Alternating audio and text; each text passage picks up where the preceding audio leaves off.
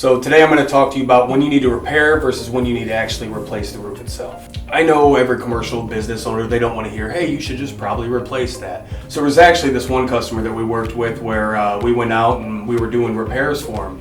Well, the problem is we kept coming out every couple months, repair over repair over repair. And repairs are essentially, they're kind of like a Band-Aid. You know, when you put a Band-Aid on, it's not permanent, it's temporary. Well, what do you do when that Band-Aid needs another Band-Aid, needs another Band-Aid? Well, there's a time and place where you essentially do need to replace the roof. I sat and I looked after doing all these repairs like, wow, they've spent this much money already, whereas a replacement would have been this much money.